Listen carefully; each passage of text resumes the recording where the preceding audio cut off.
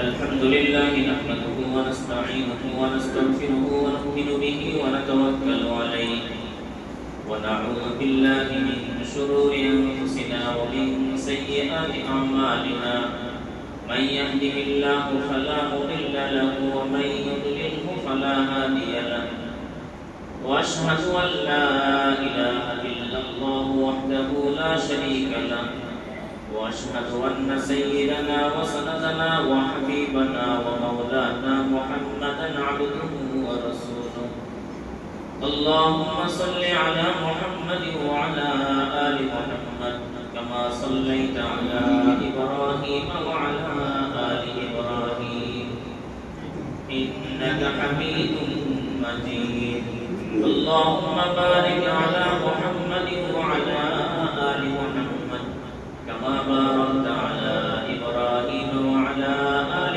إبراهيم إنك حميد مجيد أما بعد فأعوذ بالله من الشيطان الرجيم بسم الله الرحمن الرحيم وإذ عهدنا إلى إبراهيم وإسماعيل أن طهر بيتي للطائفين والعاكفين والركع السجود صدق الله مولانا العظيم سبحانك لا علم لنا إلا ما علمتنا إنك أنت العليم الحكيم وما توفيقي إلا بالله عليك توكلت وإليك أنيب الله جل شانه অনেক বড় ইহসান দয়া ফজল ও করম তিনি আমাদেরকে আসমানিক হায়াত দিয়েছেন দিন ও দিমাগ সুস্থ রেখেছেন ঈশান নামাজ জামাতের সাথে আদায় করার তৌফিক দিয়েছেন কিছু দ্বীনি কথা বলা এবং শোনার জন্য বসার তৌফিক দিয়েছেন আলহামদুলিল্লাহ আল্লাহ তাআলার কাছে দ্বীন যেহেতু প্রিয় দ্বীনকে কেন্দ্র করে যে মজলিস হয় এই মজলিসটাও আল্লাহ তাআলার কাছে রাসূলুল্লাহ সাল্লাল্লাহু আলাইহি ওয়াসাল্লাম একদিন মসজিদে নববীতে কথা বলতেছিলেন ইমাম বুখারী রাহিমাহুল্লাহ ঘটনা উল্লেখ করেছেন কোন এক জায়গায় আলোচনা করছিলেন তিনজন মানুষ ওনারা আলোচনার মজলিস দেখে সামনে আসেন একজন চিন্তা করলেন রাসূল সাল্লাল্লাহু আলাইহি ওয়াসাল্লাম বলছেন আর মাঝে একটু ফাঁকা জায়গা আছে আস্তে আস্তে করে করে উনি ফাঁকা জায়গায় এসে ভিতরে বসে গেলেন আরেকজন চিন্তা করলেন রাসূলুল্লাহ সাল্লাল্লাহু আলাইহি ওয়াসাল্লাম আলোচনা করছেন এই মুহূর্তে চলে যাব এটা সুন্দর দেখায় অন্তত পিছনে হলেও বসে কথা বলছো বসে গেলেন পিছনে আরেকজন চলে গেলেন মজলিস থেকে রাসূলুল্লাহ সাল্লাল্লাহু আলাইহি ওয়াসাল্লাম বয়ান শেষ করার পরে বললেন তোমাদেরকে তিনজন ব্যক্তির অবস্থা কি বর্ণনা করব শোনো যে মানুষটা মজলিসের ফাঁকা জায়গা দেখে আসারও জায়গা ছিল আস্তে আস্তে করে ভিতরে এসেছে এই মানুষটা আল্লাহ তাআলার রহমতের মাঝে চলে এসেছে আর যে মানুষটা চিন্তা করলো এই মজলিস ছেড়ে চলে যাব রাসূলুল্লাহ সাল্লাল্লাহু আলাইহি ওয়াসাল্লাম কথা বলছেন না অন্তত পিছনে বসে হলেও শুনি লজ্জাবোধ করেছে রাসূল সাল্লাল্লাহু আলাইহি ওয়াসাল্লাম বলেন আল্লাহ তাআলা লজ্জা করেন এই লোকটাকে ক্ষমা করব না এটা কথা লোকটাকে ক্ষমা করে দিন সুবহানাল্লাহ তিন নম্বর যে মানুষটা চলেই গেল রাসূলুল্লাহ সাল্লাল্লাহু আলাইহি ওয়াসাল্লাম বলেন আল্লাহ তাআলা তার রহমতের দৃষ্টিকে তার থেকে উঠায় নেন মুহতারাম হাজির আল্লাহ তাআলা মেহেরবানি করে বসার তৌফিক দিয়েছেন আর আল্লাহ যাকে ভালোবাসেন তাকেই তার দ্বীনি কাজগুলো ভালো কাজগুলোতে বসার সুযোগ করে দেন দারুল উলুম দেওবন্দের মুফতি আযম মুফতি মাহমুদ হাসান গঙ্গোহী রাহিমাহুল্লাহ বুড়ো বয়সে ওনাকে দেশের বিভিন্ন জায়গায় পৃথিবীর বিভিন্ন দেশে ওনাকে নিয়ে যাওয়া হতো হাঁটতে পারতেন না দুইজন ধরে ধরে নিয়ে যেতেন শেষ বয়স তো একবার একজন বললেন হযরত আপনার বয়স হয়ে গেছে আপনি এত দেশে সফর করেন আপনি যদি দারুল দেওবন্দ ওখানেই থাকে, যার প্রয়োজন হয়ে যাবে। হ্যাঁ, ভালো কথা বলেছো, কিন্তু গল্পটা আল্লাহ তাআলা উপর থেকে একটা রশি ছেড়েছে, ওই রশির এক মাথা দিয়ে আমার গলায় পেঁচ দিয়েছেন, আর এক মাথা আল্লাহ তাআলা তার কুদরতি হাতে ধরে রেখেছেন। এবার ঘরে ঘরে টেনে টেনে আমাকে ওই জায়গাগুলোতে নিয়ে যান যেখানে গেলে আল্লাহ খুশি। আল্লাহ নিয়ে যান, আমি গল্পটা আলহামদুলিল্লাহ আল্লাহ তাআলা মেহেরবানি করে একটু কথা শোনার বসার তৌফিক করে দিয়েছে, তৌফিক দিয়েছে। আলোচনা হচ্ছিল আমাদের মসজিদের আদাব নিয়ে। গত সপ্তাহে আমরা কিছু আলোচনা শুনেছি, আজকেও মসজিদ সংক্রান্ত কিছু আলোচনা শুনি। আমাদের জিন্দেগিটা ভুলে ভরা, এটা আগে মেনে নিতে হবে। আমাদের জিন্দেগিটা ভুলে ভরা, মসজিদে আমরা এজন্যই আসি, এখানে আসলে আমাদের জীবন সংশোধনের সময় আমাদের মৌত পর্যন্ত, মৃত্যু পর্যন্ত আমাদের সংশোধনের সময়। কেউ কখনো দাবি করতে পারবে না আমার জীবনের সবকিছু সংশোধন হয়ে গেছে। মৌত পর্যন্ত আল্লাহ তাআলা সময় দিয়েছেন সংশোধনের। এজন্য কেউ যদি নিজের জীবন সংশোধন করার ফিকিরে থাকে, মৌত পর্যন্ত দেখবে প্রতিটা কদমে কদমে বিভিন্ন জায়গায় জীবনের ভুলগুলো ফুটে উঠছে আর সংশোধন হচ্ছে। এজন্য আমিও বসি, আমিও বলি, আমিও করি আমার জীবন সংশোধনের জন্য। আর আমরাও যারা শুনি, আমাদের উদ্দেশ্য দেখেই আমাদের জীবন সংশোধন। দুনিয়ার কোন জায়গায় নয়, আল্লাহ তাআলা ঘরে ঢুকেছে। সবচেয়ে দামি জায়গায় আল্লাহ তাআলা আমাদেরকে সুযোগ করে দিয়েছেন বসার জন্য। যখন আমরা এই ঘরে ঢুকেছি, এবার আমি আমার জীবনের সব মর্যাদা, পদ সবকিছু ভুলে যেতে পারি। আমি আল্লাহর বান্দা, এটা ছাড়া সব আমার পরিচয় আমি ভুলে যাব। কারণ এই ঘরে ঢুকলে নিজেকে বিনয় বানিয়ে দিতে হবে, বিনয়ী বানিয়ে দিতে হবে, সর্বোচ্চ বিনয়ের পরিচয় দিতে হবে। আমি আল্লাহ তাআলার গোলাম। রাসূল সাল্লাল্লাহু আলাইহি ওয়াসাল্লাম জায়গায় জায়গায় নিজের পরিচয় দিয়েছেন, আমি আল্লাহর গোলাম। রাসূল সাল্লাল্লাহু আলাইহি ওয়াসাল্লাম আল্লাহর কাছে দোয়া করেন, আল্লাহুম্মা আনা আবদুক ওয়া ইবনু আবদিকা ওয়া ইবনু আমাতিকা। আল্লাহ, আমি তো আপনার জাত গোলাম, আমি নিজেও আপনার গোলাম, আমার বাবাও আপনার গোলাম, আমার মাও আপনার গোলাম। আমি তো আপনার জাত গোলাম। নিজের পরিচয় যদি আমার পরিচয় এটাই হয় যে আমি আল্লাহর গোলাম, তাহলে আমার সর্বোচ্চ বিনয় আমার কাছে প্রকাশ করে। গোলামের অবস্থা কি? গোলামের নিজস্ব কোনো চাহিদা নেই, চাওয়া পাওয়া কিছু নেই। গোলামকে তার মালিক যা দেয়, যেখানে রাখে সেখানে শুনে, এটা গোলামের পরিচয়। আমাদের বাংলাদেশের একজন মুফতি আছেন, হযরত মাওলানা মুফতি আব্দুল গফফার সাহেব বারাকাতুহু। একবার এক মাদ্রাসায় হুজুর সফরে গিয়েছিলেন। উলামায়ে কেরাম যারা ওই মাদ্রাসার পরিচালনা ছিলেন, ওনারা বললেন, হযরত আপনি তো প্রতি সপ্তাহে আমাদের এখানে আসবেন, আপনার রুচিটা যদি জানতে পারতাম, রুচি মতো মেহমানদারি করতেন। হযরত চমৎকার জবাব দিয়েছেন, আরে গোলামের আবার রুচি? গোলামকে তার মালিক যা খাওয়ায় সে তাই খায়। গোলামের কোনো রুচি নেই, যা খাওয়ায় খায়। আমাদের অবস্থা এটা, আমরা গোলাম। আল্লাহ পাক রব্বুল আলামিন আমাকে যা দেন, যেখানে রাখেন, অন্তত আমাকে মসজিদে বসার যে জায়গা করে দিয়েছেন, এটা তো আমার কপাল। এর চেয়ে বড় নসিব আছে যদি আল্লাহ তাআলা জায়গা না দিতেন। এজন্য হাকিমুল উম্মাহ শাহ আশরাফ আলী থানভী রাহিমাহুল্লাহ ঘটনা লিখেছেন, এক মালিক, অনেক টাকার মালিক, সে তার ড্রাইভারকে নিয়ে সফরে যাবে। বিকাল বেলা সফরে রওনা করেছেন। এখন যখন মাগরিবের সময় আযান শুরু হয়েছে, ড্রাইভার নামাজি মানুষ, ড্রাইভার বলে, মালিক আযানের সময় হয়ে গেছে, আযান শুরু হয়ে গেছে। মালিক নামাজের গুরুত্ব ছিল না। মালিক বলে, আমরা কি অনেক দূরে যেতে হবে, এখন তোমার জন্য গাড়ি দাঁড় করালে তো সময় নষ্ট হয়ে যাবে, গাড়ি চালাই। নামাজি মানুষ নামাজ পড়তে না পারলে অস্থির হয়ে যাবে, যত কষ্টই হোক চলে আসে। এই যে আপনারা গুরু গুরু অনেক মানুষ, অনেক ওজন আছে, এরপরও কষ্ট করে চলে আসে। যুবকদের কত ব্যস্ততা, কত বন্ধু, তারপর সবকিছু ছেড়ে চলে আসে। নামাজি মানুষ নামাজ না পড়লে অস্থির হয়ে যায়। বেচারা গাড়ি চালাচ্ছে, একটু পরে বলে, মালিক মনে হয় একামত শুরু হয়ে গেছে।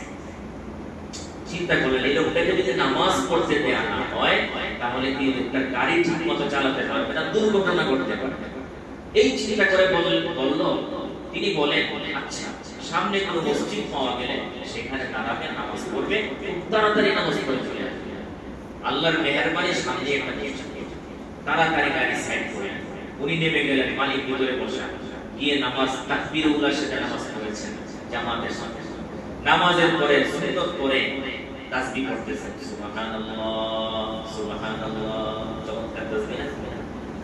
আমরা তো তাসবিহ পড়ে একটু হিসাব করি না, শুধু বসে বসে তাড়াতাড়ি সুবহানাল্লাহ সুবহানাল্লাহ সুবহানাল্লাহ না, মুহাব্বত নিয়ে পড়া যায়। আমার উস্তাদ হযরত মাওলানা আব্দুল কুদ্দুস সাহেব দামাত বারাকাতুহু বলেন, বান্দা যখন বলে সুবহানাল্লাহ, আল্লাহ আপনি পবিত্র, ঘোষণা আল্লাহ আপনি পবিত্র, দুনিয়াতে দেখছেন অমুকের চরিত্র ফুলের মতো পবিত্র বললে চার গলার আওয়াজ বেশি, ওরে চারটা বেশি, ওরে টাকা বেশি একটু বাড়ায়। তো আমার উস্তাদ জি হযরত মাওলানা আব্দুল কুদ্দুস সাহেব বলেন, বান্দা যখন বলেন সুবহানাল্লাহ, আল্লাহ আপনি পবিত্র, আল্লাহ তাআলা তখন বলেন বান্দা তুমি না বললেও আমি পবিত্র, তুমি বললেও পবিত্র, তুমি বলার দ্বারা আমার পবিত্রতা বাড়ে না।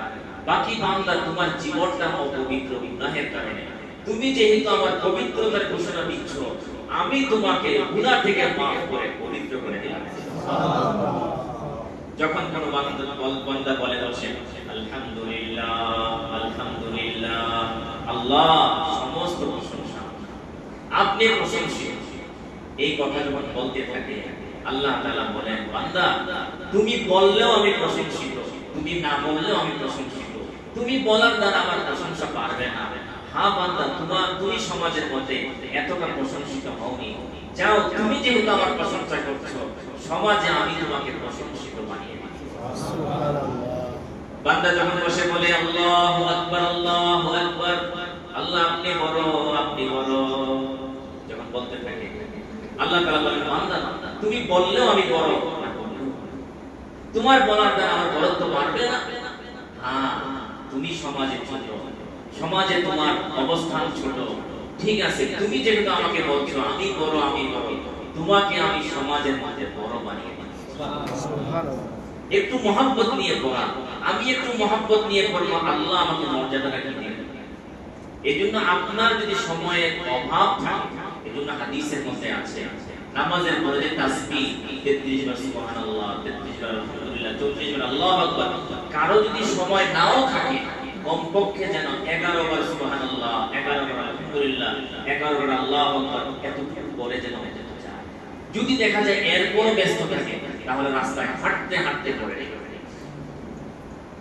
তো মুহতারাম হাজিরিন বলতেছিলাম যে আমি আল্লাহ তাআলার গোলাম, এই অনুভূতিটা আমার ভিতরে মসজিদে যখন আসবো, গোলামের পরিচয়, গোলামের কোনো ইচ্ছা নেই, গোলামের কোনো চাহিদা নেই, গোলাম যেখানে জায়গা পায় সেখানেই বসে, গোলামের নিজস্ব কোনো চাহিদা নেই, এটা গোলামের অবস্থা। 2 নম্বর গোলামের পরিচয় হলো গোলামকে তার মালিক যা বলে তা মানে, যা নিষেধ করে তা থেকে বেঁচে থাকে, কখনো কোনো আপত্তি করে না, কেন বলা কেন কখনো প্রশ্ন করে না, শুধু মানার জন্য প্রস্তুত থাকে 24 ঘন্টা। এই হলো গোলাম। এজন্য রাসূল সাল্লাল্লাহু আলাইহি ওয়াসাল্লাম আল্লাহকে বলতেন আল্লাহ আল্লাহুম্মা আনা আবদুকা ওয়া আবদু আবদিকা ওয়া ইবনু আমাতিকা, আল্লাহ আমি নিজেও আপনার গোলাম, আমার বাবাও আপনার গোলাম, আমার মাও আপনার বান্দি। আমার পরিচয় তো এটা, আল্লাহ আমি আপনার গোলাম। মুহতারাম হাজিরিন, এজন্য মাগরিব এবং ফজরের সময় সকাল সন্ধ্যা দোয়ার মধ্যে একটা দোয়া আছে, আল্লাহুম্মা আনতা রাব্বি লা ইলাহা ইল্লা আনতা খালাকতানি ওয়া আনা আবদুকা ওয়া আনা আবদুকা ওয়া আনা আলা আহদিকা। আছে না চমৎকার সকাল সন্ধ্যা দোয়া, এই যে পরিচয় আনা আবদুকা, আল্লাহ আমি আপনার গোলাম, এই অনুভূতিটা যদি এটা থাকে, এখন আমাদের এটাকে কেন্দ্র করে কতগুলো আদব যেহেতু আমি গোলাম, এবার আমি যখন বিনয়ের সাথে বিনয় প্রকাশ পাবে আমার কাজে কাজে, আমি যে মসজিদে ঢুকেছি এটা মসজিদের চতুর্পাশে এলান যেন না, এলানের রাস্তা কি, আমি আসলাম একটা বড় একটা আওয়াজ করলাম, এমন আওয়াজ করলাম মানুষের মধ্যে হাও দিয়ে এসেছে, না না, গোলাম নীরব থাকবে, গোলাম বিনয়ের সাথে থাকবে। 2 নম্বর বিষয় হলো গোলাম তার জুতা রাখার ক্ষেত্রেও বিনয়ের সাথে জুতা রাখবে। জুতোটা এমন ভাবে রাখবে না যে আওয়াজ হয়, জুতা রাখলে আওয়াজ। এজন্য জুতা ধরার ক্ষেত্রেও আদব কত সপ্তাহে বলেছে এইভাবে বিনয়ের সাথে জুতাগুলো একসাথে রেখে বাম হাতে ধরে সুন্দর করে আসবে। দুই হাত আঙ্গুল দিয়ে আংটার মতো করে এইভাবে ধরে নিয়ে আসবে না, এটা গোলামের পরিচয় না। গোলাম তো বিনয়ের সাথে জুতা নিয়ে আসবে। আল্লাহর ঘরে মসজিদে জুতা রাখবে, সুন্দর করে রাখবে, এর মাধ্যমে অন্য কোনো মানুষ যেন কষ্ট না পায়। তাহলে আমার জুতার ঢুকবো, আমার পরিচয় নেই। হাদিসের মধ্যে আছে মসজিদে ঢোকার সময় যদি কেউ এই দোয়া করে তাহলে শয়তান ঘোষণা দেয়, তার সেলা যা আছে সবাইকে ঘোষণা দেয় এই লোকটা আমার হাত থেকে আজকে বেঁচে গেছে। খুব সহজ একটা সুন্দর দোয়া।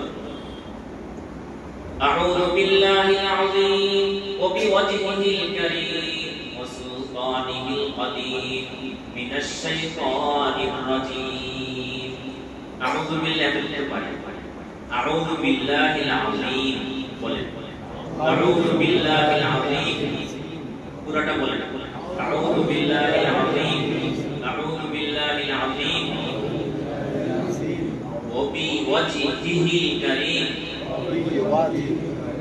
ওয়া বিওয়াজহিল কারীম ওয়া বিওয়াজহিল কারীম আউযু বিল্লাহিল আযীম ওয়া বিওয়াজহিল কারীম ওয়া বিওয়াজহিল কারীম ওয়া সুলতানিহিল কাদীম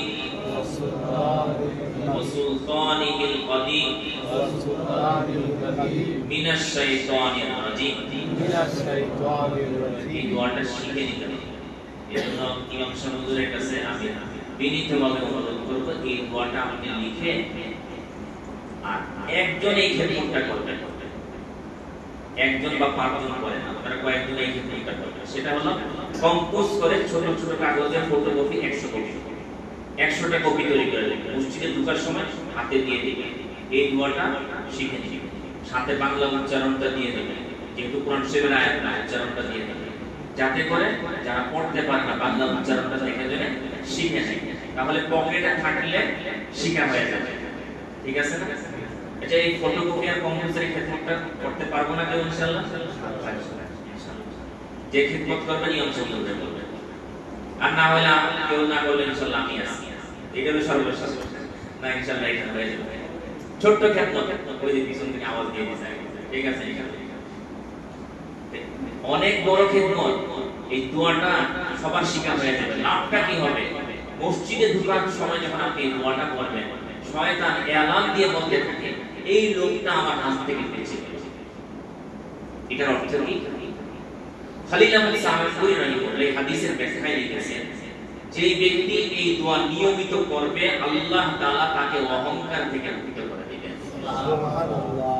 যে অহংকারের কারণে শয়তান জান্নাত থেকে বিতাড়িত হয়েছে, ওই অহংকার থেকে মুক্ত হয়ে আল্লাহ তাআলা তাকে জান্নাতে যাওয়ার ব্যবস্থা করে দিবেন। আচ্ছা, মসজিদে আমরা ঢুকলাম, বিনয়ের সর্বোচ্চ পরিচয় আমরা মসজিদে ঢোকার পর এবার বসবো কোথায়? যেখানে আমার জায়গা পাই আমি সেখানে বসবো। আসলে মসজিদে ঢোকার চিত্রটা সুন্দর না, আমাদের পুরো বাংলাদেশে মসজিদে ঢোকার চিত্র সুন্দর। কেন? ঢুকে বিভিন্ন জায়গায় বিক্ষিপ্ত হয়ে বসা। নিয়ম এটা না, নিয়ম হলো যিনি এসেছেন তিনি সামনে চলে আসবেন, ইমাম বরাবর কাছাকাছি চলে, ইমাম বরাবর মুয়াজ্জিন সামনে, এরপর আশেপাশে যে জায়গাগুলো এই জায়গাগুলোতে বসে। প্রথম কাতার পুরো হয়ে গেছে, দ্বিতীয় কাতারে বসে, এরপর তৃতীয় কাতারে বসে। রাসূল সাল্লাল্লাহু আলাইহি ওয়াসাল্লাম উম্মতকে প্রতিযোগিতা দিয়েছেন। রাসূল সাল্লাল্লাহু আলাইহি ওয়াসাল্লাম বলেন, যদি আমার উম্মত জানতো সামনের কাতারে নামাজ পড়ার কি ফজিলত আর আযান দেওয়ার কি ফজিলত, তাহলে সবাই প্রতিযোগিতা দিত, লটারি লাগাই দিত। প্রতিযোগিতা দিয়ে সবাই তো সামনে আসতে পারবে না, লটারি দিয়েও যদি সামনে আসা যেত তাহলে চলে আসবে। এজন্য সামনে আসার ক্ষেত্রে একটা প্রতিযোগিতা ভাব দেখেন। আজকে যদি কথা বাইতুল্লাহ শরীফের মসজিদে হারামের ইমাম যদি এখানে দাঁড়ায় নামাজ পড়াবে, যদি এতটুকু এলান হয় যে আগামীকাল এশায় এলান, বলেন তো সামনের কাতারে আসার জন্য একটা প্রতিযোগিতা হবে না? সবাই কিন্তু একটা প্রতিযোগিতা, সামনে থেকে বাইতুল্লাহ ইমাম সামনে দেখবো, এই একটা আগ্রহ নিয়ে কিন্তু চলে আসবে। যদি বলা হয় এলাকা থেকে আপনারা 100 মানুষ আসবেন, প্রেসিডেন্টের ভবনে যাবেন, ওনার সাথে কথা বলবেন, এখন যখন ভিতরে যাওয়া হবে প্রত্যেকেই চেষ্টা করবে আমি সামনে গিয়ে দাঁড়াবো, সামনাসামনি দাঁড়িয়ে কথা বলবো। এটা প্রত্যেকের আশা হবে কি? আল্লাহ তাআলার সাথে কথা বলার ক্ষেত্রে আপনার আমার এই একটা প্রতিযোগিতা আসবে যে আমি আর আপনি সামনে চলে আসার জন্য একটা ফিকির করবো যে আমি এখানে। একটা বিষয় রাসূল সাল্লাল্লাহু আলাইহি ওয়াসাল্লাম এক হাদিসের মধ্যে বলেছেন, বাকি হাদিসের কথাটা পুরো শেষ পর্যন্ত শুনলে বুঝে আসবে। হাদিসের কথাটা হলো, কেউ কোনো ব্যক্তি নামাজের জন্য মসজিদে কোনো জায়গা নির্ধারণ করবে না যে আমি এই জায়গায় নামাজ পড়ব। এটা হাদিসের কথা। এতটুকু কথা তো শুনলে, বাকি এটার সাথে আরো কথা আছে। একটা মানুষ সব সময় মসজিদে আগে আসে, সব সময় আগে আসে, আগে এসে এই জায়গাটা খালি পেয়ে উনি এখানেই সবসময় বসে 40 বছর এখানে যে নামাজ পড়ে, এটা কোনো আপত্তিকর বিষয় না, কারণ এটা প্রতিযোগিতার মাধ্যমে উনি আসেন। উনি আগে মসজিদে আসেন, আগে এসে খালি পান, খালি পাওয়ার কারণে এখানে নামাজ পড়েন এবং 40 বছর এখানে একই জায়গায় নামাজ পড়েন। এটা আপত্তি কোনটা? জায়গা আমি আসি আর না আসি এখানে কেউ দাঁড়াইতে পারে, এটা নিষেধ। এখানে আমি আসলে আমি দাঁড়াবি, আমি পিছনে থাকলেও আমি এখানে এসে দাঁড়াবো। এই জায়গাটা শুধু ইমামের, দুনিয়াতে আর কারণ। আমি কথাটা বুঝাইতে পারলাম? তাহলে যারা মাঝে মাঝে এখানে আসে, এখন না আপনাদের সাথে একটু পরিচয় হয়েছে, মাঝে মাঝে এখানে আসলে সামনের কাতার ফাঁকা, এটা এই দৃশ্যটা আলহামদুলিল্লাহ পাওয়া যায়। কারণ যারা আসেন ওনারা আগে আগে এসে এবং সামনের কাতারে বসার চেষ্টা করেন। আলহামদুলিল্লাহ সুন্দর একটা পরিবেশ। সামনে আসার একটা প্রতিযোগিতা আমাদের প্রত্যেকের মধ্যেই থাকে, আমরা সামনে আসতে। এটা একটা গুরুত্বপূর্ণ বিষয়, নামাজে আগে আসার ফিকির করা এবং আগে বসার চেষ্টা করা। 2 নম্বর বিষয় হলো মসজিদে এসে যে কোনো জায়গায় নামাজের জন্য দাঁড়িয়ে যাওয়া, এটা নিষেধ। এটা মসজিদে না, কারণ আপনি এমন জায়গায় দাঁড়িয়েছেন মানুষের সামনে আসার রাস্তা বন্ধ হয়ে গেছে, চলাচলের রাস্তা বন্ধ হয়ে গেছে, তাহলে এটা নিষেধ, এটা গুনাহের কাজ। জোহরের নামাজের সময় প্রত্যেকের মুসলিম পড়তে পড়তে এখন বিভিন্ন জায়গায় বিক্ষিপ্ত মসজিদে নামাজ পড়ে, যে মানুষগুলো পরে আসতেছে সামনে ফাঁকা জায়গা রয়ে গেল, এই মানুষটা সবাই যদি জায়গা মতো বসে যেত, এবার পিছনে মানুষগুলো যারা পরে আসতেছে সুন্দর করে পিছনে নামাজ পড়তে পারে, কিন্তু বিক্ষিপ্ত নামাজ পড়ার কারণে ফাঁকা জায়গা রয়ে গেল, আসতে পারতেছে না। এজন্য মসজিদে আসার পরে আদব হলো যেই জায়গাটা খালি আছে আমি সেই জায়গাতে আগে চলে আসব। তাহলে আগে আসার একটা প্রতিযোগিতা আমার থাকবে ওখানে।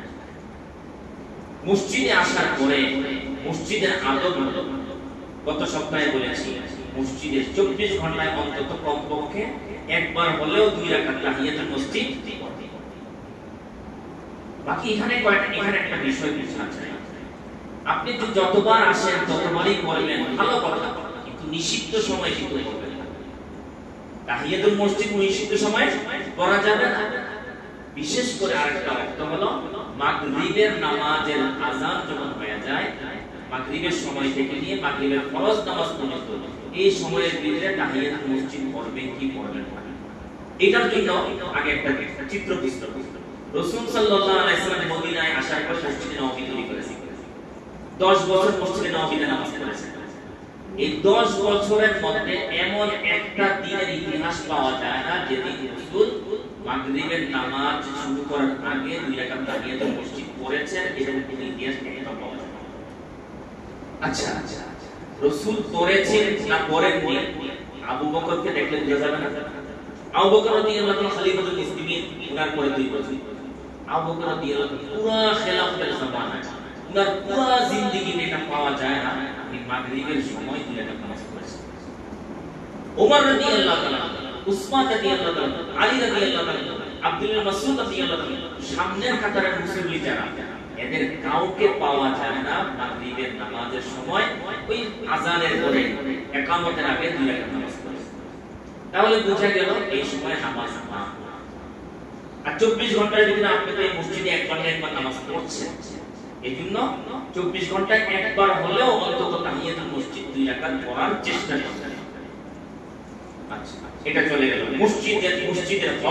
মসজিদের হক আদায়। এই বিষয়ে একটা হক হলো। মসজিদের আরেকটা হক হলো মসজিদে আসার পরে আমরা মসজিদে যখন বসবো, বসার অবস্থাটা কেমন হবে? আপনি আপনাকে কুশলে বসতে পারেন, আসন ধরে বসতে পারেন, যেভাবে ইচ্ছা আপনি বসেন, যেভাবে আপনার আরাম। কিন্তু এই যে এইভাবে হাত তাসবিহ বলে হাদিসে আছে, এইভাবে হাত দিয়ে বসা, এটা হাদিসের মধ্যে নিষেধ। দেখেন আমার হাকিম মুহাম্মদ শাহ সাহেব খানবী রাহিমাহুল্লাহ তলিবাসী ডাক্তার আব্দুল হাই আরিফি বাংলাদেশের জিঞ্জিরায় একবার এসেছিলেন। তো আমি তো ওনাকে দেখি, যারা দেখেছেন তাদের মুখ থেকে শুনি। উনি এখানে বলেছেন যে এই কাজগুলো অনর্থক, এগুলো করে যদি অভ্যাসে পরিণত হয়, অনেক সময় এমন জায়গায় করা হবে যেখানে করলে গুনাহ। অনর্থক কাজ গুনাহ, কিন্তু অভ্যাস হয়ে গেলে কখনো এমন জায়গায় করে বসবে যেটা গুনাহ হবে।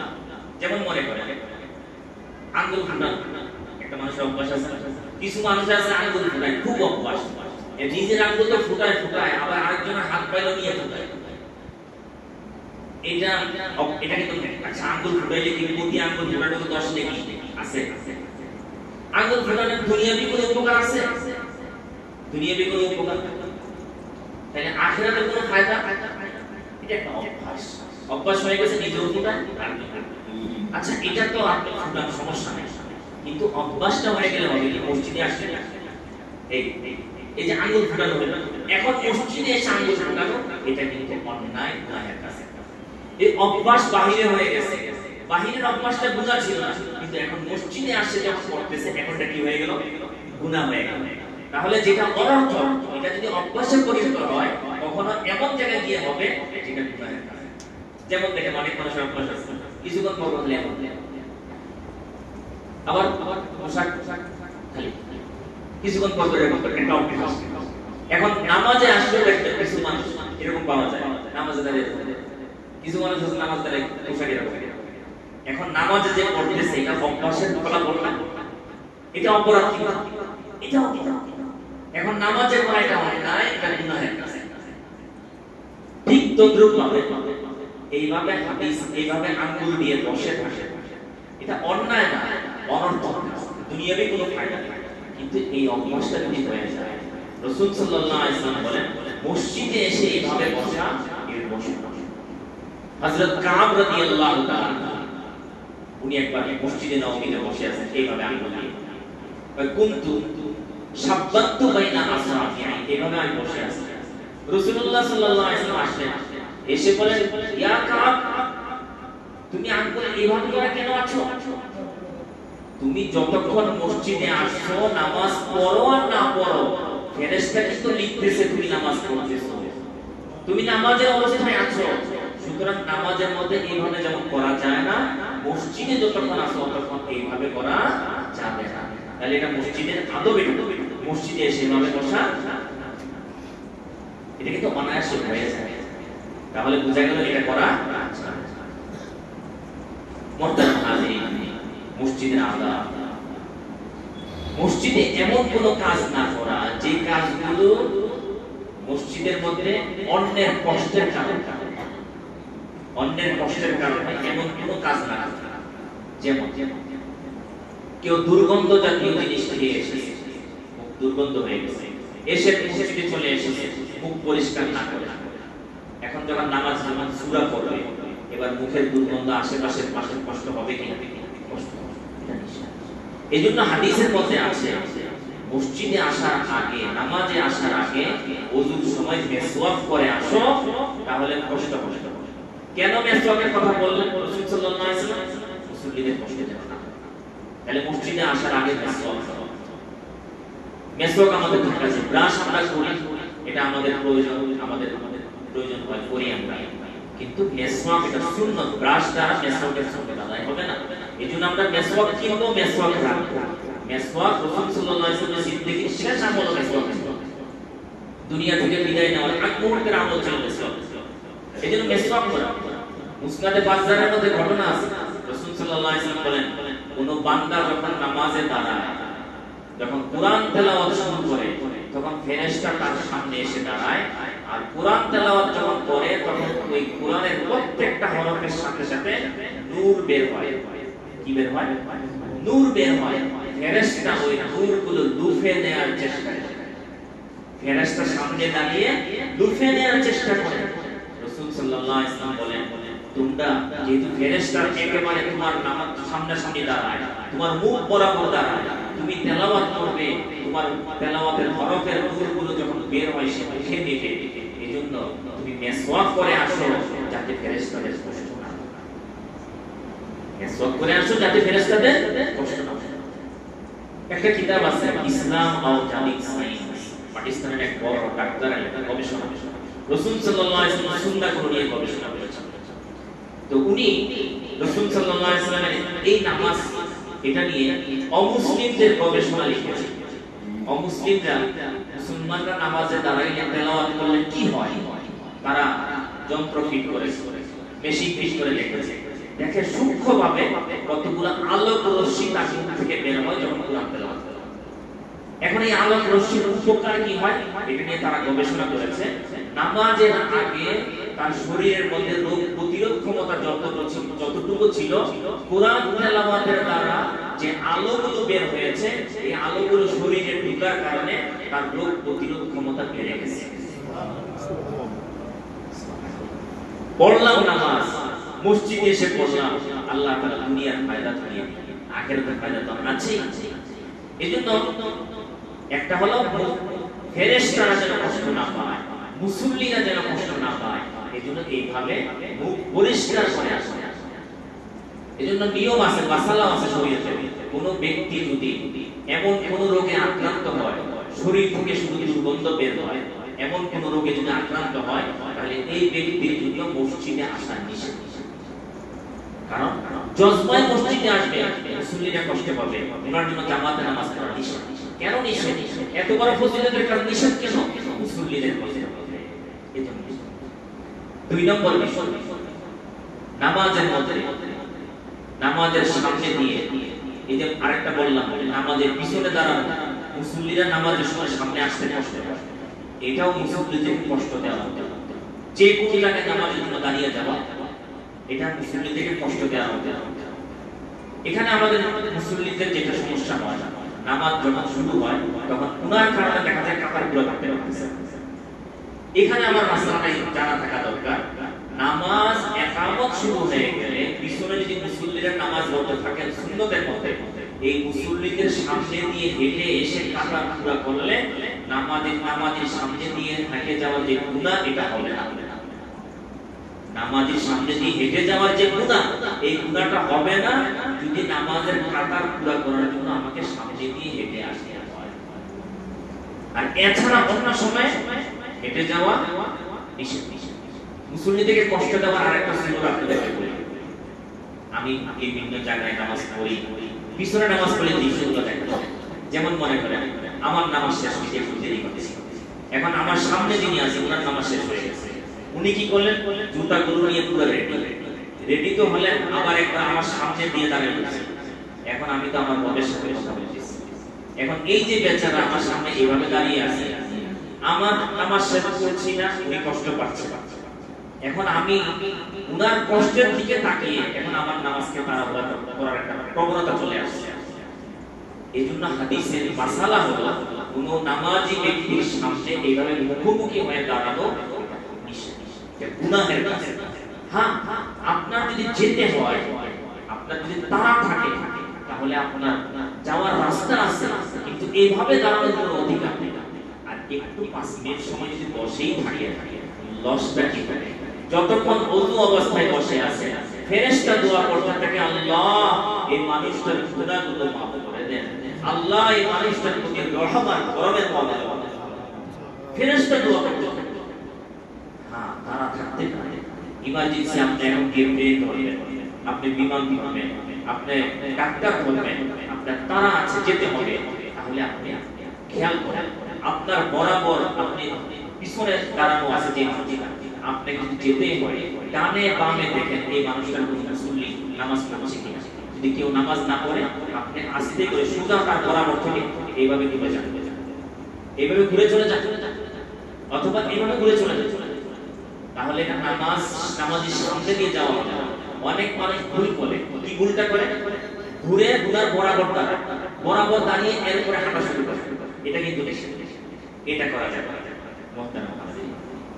আসলাম দেখা দুনিয়াবি বিষয়ে আমরা যাই আগে আসি, আর আমাদের মসজিদের হিসাব হয়ে গেছে উল্টা। সাহাবায়ে কেরামের হিসাব ছিল মসজিদে গেছেন কখন আসবে কেউ বলতে পারে না, আসতে দেরি হবে।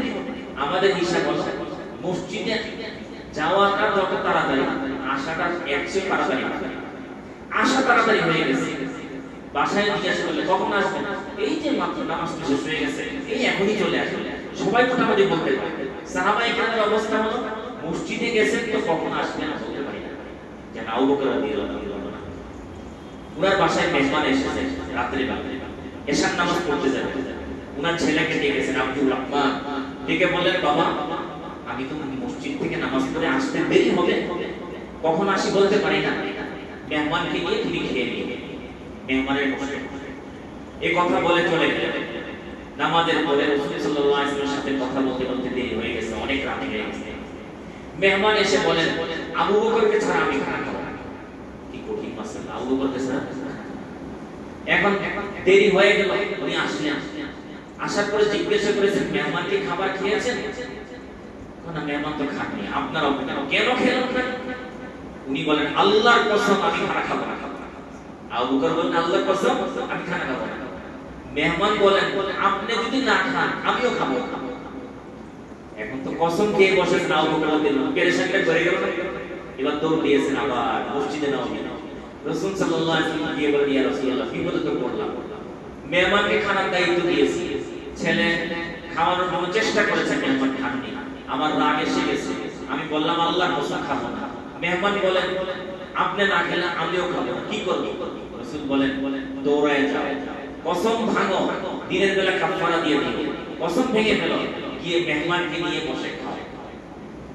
এবার গিয়ে বসলেন মেহমানকে নিয়ে খাবার, মুসলিম শরীফের মধ্যে আছে প্লেটে বসে খাবার খেতে। এখন একটা লোকমা যখন খাবারের মধ্যে তুলেন নিচে দিয়ে আর দুই লোকমা পরিমাণ খাবার ঠেলা দিয়ে উপরে খানা বাড়া শুরু করছে নিচে দিকে, বাড়তে বাড়তে বাড়তে ওনারা দুইজন তো খাচ্ছেন, ওনার ছেলে আব্দুর রহমান আছে খানা খাচ্ছেন, প্লেটে খাবার বাড়তে বাড়তে প্লেট নিচু হয়ে গেছে, ফজরের শেষ রাত হয়ে গেছে। চিন্তা করলেন খাবার তো বরকত, রাসূলের কাছে নিয়ে যেতে হবে। ফজরের নামাজের সময় তাড়াতাড়ি প্লেট আনটা দিয়ে ঢেকে ফজরের নামাজ শুরু খাবার নিয়ে গেলেন। রাসূল সাল্লাল্লাহু আলাইহি ওয়াসাল্লাম কি বলেন ইয়া রাসূলুল্লাহ ঘটনা তো এই ঘটেছে, আপনি বলেছেন আমিও দিয়ে শুরু করেছি, কিন্তু খাবারের যে পরিমাণ বরকত এটা দেখানোর জন্য নিয়ে এসেছি। রাসূল সাল্লাল্লাহু আলাইহি ওয়াসাল্লাম ফজরের নামাজের পরে বলেন সবাই বসে, বরকতের খানা সবাই মিলে খাও, সবাই বসে। এই যে এখানে যেটা আমি বলতে চাইলাম, আবু বকর বলেছেন মসজিদে যাচ্ছি কখন আসবো বলতে পারি না। সাহাবায়ে কেরামের জগতের সিস্টেমই এটা ছিল, মসজিদে যাচ্ছি কখন যে আসবো বলতে পারি না। হ্যাঁ ব্যস্ততা আছে, বাহিরে কাজ আছে, সেটার জন্য তো অবশ্যই আপনি যাবেন, কিন্তু স্বাভাবিকভাবে আপনার অবস্থাটা এমন হওয়া চাই ধীরে সুস্থে সব কিছু শেষ করে আল্লাহর সাথে একা একা কথা বলা, এটার যে মজা কত, আল্লাহকে একা একা ডাকার মজা যে কত, এটা নিরিবিলি পরিবেশটা যত হয় তত বেশি মজা। এজন্য যাবো তো পরে শেষের দিকে যাবো, যদি তারা থাকে তাহলে এই জিনিসগুলো খেয়াল করবো, আমার কারণে যেন আরেকজন মুসল্লি কষ্ট না, এটা অত্যন্ত জরুরি একটা নিয়ম। মসজিদের আরেকটা আদব, মসজিদের আরেকটা কষ্টের কারণ যার ঠান্ডা সর্দি কাশি সমস্যা আছে। এখন সর্দি অনেক সময় দেখা যায় কিছু মানুষ নামাজে আসে সর্দি নাকে জমে আসে, এখন উনি উল্টা টানে পরে যাচ্ছে, উল্টা টানলে আশেপাশে যারা থাকে এদের বমি আসার উপক্রম হয়, এটা মুসলিমদের কষ্ট পায়, এটা করা যায়। আপনি ছোট্ট একটা কাপড় রাখেন, বাম পকেটে কাপড় রাখেন, কাপড়টা বের করে আস্তে করে পানি পড়তেছে, আস্তে করে এক হাতে মুছা যায়। এগুলো আমরা ছোট ছোট বিষয় আমরা খেয়াল করি। মসজিদে আসলাম, ওই যে রাসূল সাল্লাল্লাহু আলাইহি ওয়াসাল্লাম বলেন মসজিদে আমরা খবরদার সাবধান, বাজারের মতো মসজিদে আওয়াজ করো না, শোরগোল করো না। এবং হাদিসের মধ্যে আছে কিয়ামতের আগে মসজিদের দৃশ্য এটা হবে, মসজিদে বসে ফুল মিটিং এর মতো খালি কথা হইতে থাকবে, হইচই হইতে থাকবে, গল্প হইতে থাকবে। এবং হাদিসের মধ্যে আছে রাসূল সাল্লাল্লাহু আলাইহি ওয়াসাল্লাম বলেন সায়াকুনু ফি আখিরিজ জামান কওমুন ইয়াকুনু হাদিসুহুম ফি মসজিদি। কিয়ামতের আগে একটা জামানা এমন আসবে যে সময় কিছু মানুষ এমন বের হবে যারা মসজিদে এসে শুধু গল্প করবে। মুহতারাম, মসজিদে আমার আওয়াজ যেন বড় না, মসজিদে আমি সর্বোচ্চ বিনয়ের পরিচয় দেই, এখানে আমি আওয়াজ বড় করব না, ছোট হয়ে যাবে। আল্লাহ মসজিদের আদবের মধ্যে আরেকটা আদব হলো মসজিদে দুনিয়াবি কোনো বিষয় মসজিদে করতে দিন, এই বিষয়ে আমরা সচেতন থাকি। দুনিয়াবি কারবার এটা মসজিদে চলে, যেমন রাসূল সাল্লাল্লাহু আলাইহি ওয়াসাল্লাম বলেছেন হাদিসের মধ্যে আছে কেউ যদি মসজিদে হারানো জিনিসের এলান দিতে শুনো তাহলে বলে দাও আল্লাহ যেন তোমাকে ফিরিয়ে না দেন। এটা বলে দাও আল্লাহ যেন ফিরিয়ে না দেন, কারণ মসজিদ হারানো জিনিসের এলানের জন্য তৈরি করা হয়নি। মসজিদ তো তৈরি করা হয়েছে ইন্নামা হিয়া লিযিকরিল্লাহ ওয়াত তিলাওয়াতি ওয়াস সালাতি। মসজিদ তো তৈরি করা হয়েছে আল্লাহর জিকিরের জন্য, মসজিদ তো তৈরি করা হয়েছে কোরআন তেলাওয়াতের জন্য, মসজিদ তো তৈরি করা হয়েছে নামাজের জন্য। মসজিদ এই কাজের জন্য তৈরি করা হয়েছে। তাহলে মসজিদে এমন কোন কাজ করা যেটা দুনিয়াবি কাজ, এগুলো নিষেধ। এমন একটা কাজ হলো একটা কাজ হারাম জিনিসের এলান, এটা মসজিদে বলে। মসজিদের বাহিরে কেউ এলান দিতে পারে, কিন্তু মসজিদের ভিতরে হারাম জিনিসের এলান। 2 নম্বর, মসজিদে আর কোন জিনিস রাসূল সাল্লাল্লাহু আলাইহি ওয়াসাল্লাম বলেন খবরদার মসজিদে যেন বেচাকেনা না হয়। মসজিদ বেচাকেনা চায় না। যদি কাউকে বেচাকেনা করতে দেখো তাহলে বলো আল্লাহ যেন তোমার ব্যবসায় কোনো লাভ না দেয়, লস আর লস যেন। কারণ মসজিদ বেচাকেনার জন্য তৈরি হয়। তাহলে মসজিদ বেচাকেনার জায়গা না। আলহামদুলিল্লাহ আমাদের এখানে বেচাকেনা তো হয়। কেউ একটা বই নিয়ে আসলো, একটা দ্বীনি বই নিয়ে আসলো, এটা বইটা বিক্রি হবে, সবাই আগ্রহ নিয়ে কিনতেছে। কিনাটা কোথায়, বেচাকেনাটা কোথায় হচ্ছে? মসজিদে হচ্ছে। এবার আপনাদের ছোট্ট একটা মাসালা বলি, বুঝে না আসলে আমাকে আবার জিজ্ঞাসা করে, কিন্তু আপনি বুঝেন বিষয়টা, বুঝেন এটা আমাদের অহরহ হয়ে যায়। মসজিদে বেচাকেনা নাই, কিন্তু বেচাকেনাটা বই বেচা। আপনাদেরকে বলি এটার আগে বুঝেন শরীয়তের বিষয়টা। ইসলামী শরীয়তের মধ্যে টাকা টাকা টাকা লেনদেন করা, টাকা লেনদেন মানে আপনাকে আমি 10 টাকা দিয়েছি, আপনি আমাকে 10 টাকা ফান্দি দিয়েছেন। আপনাকে আমি 10 টাকা নোট দিয়েছি, আপনি আমাকে 2 টাকা করে 10 টাকা দিয়েছেন। এই যে লেনদেনটা ইসলামের মধ্যে এটা বেচা কেনা, এটা ইসলামের মধ্যে এটাকে ইসলামের পরিভাষায় বাইরে সরফ বলে।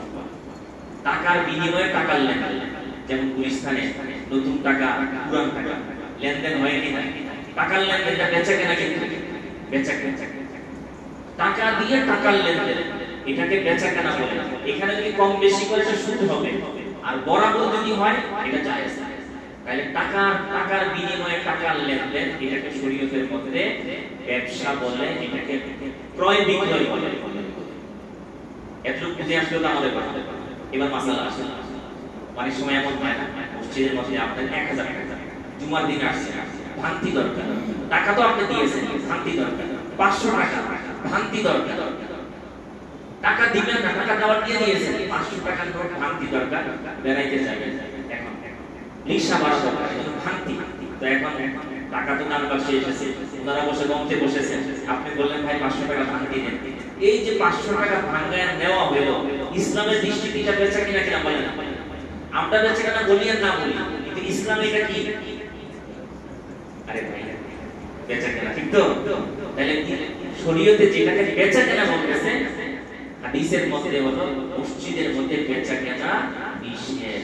তাহলে এটা হাকিমুল উম্মাহ শাহ আশরাফ আলী থানভী রাহিমাহুল্লাহ উনি একবার মসজিদের মধ্যে টাকা দিয়েছেন ভাঙানোর জন্য, টাকা ভাঙানোর জন্য দিয়েছেন।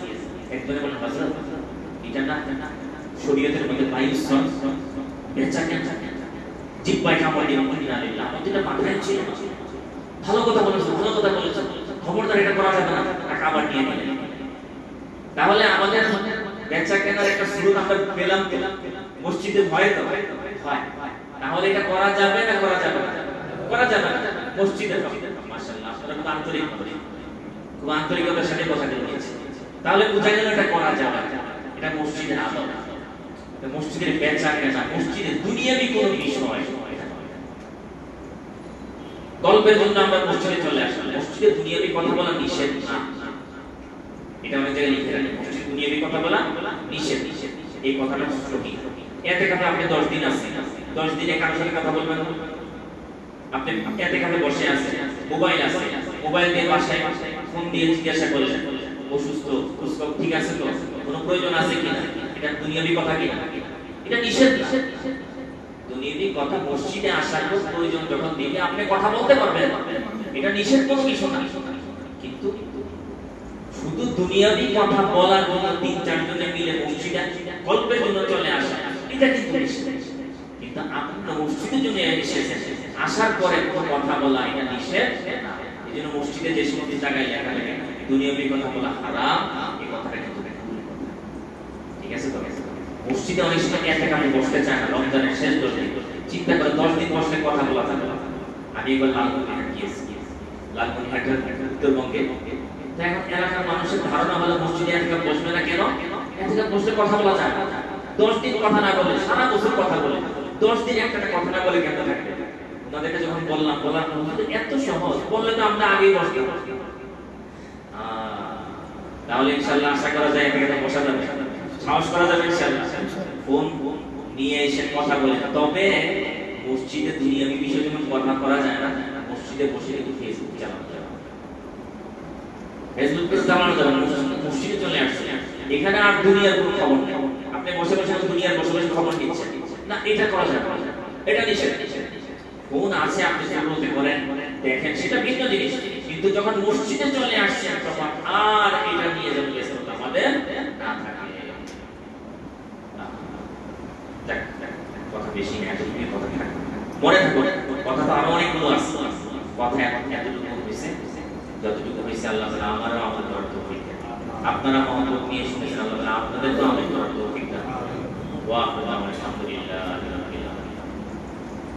দোয়া হবে, একটু দোয়া করবেন, শুকনা কোনো দোয়া না, কাটতে হবে, ঠিক আছে ইনশাআল্লাহ। কান্না কাটি মুয়াজ্জিন সাহেব বলছেন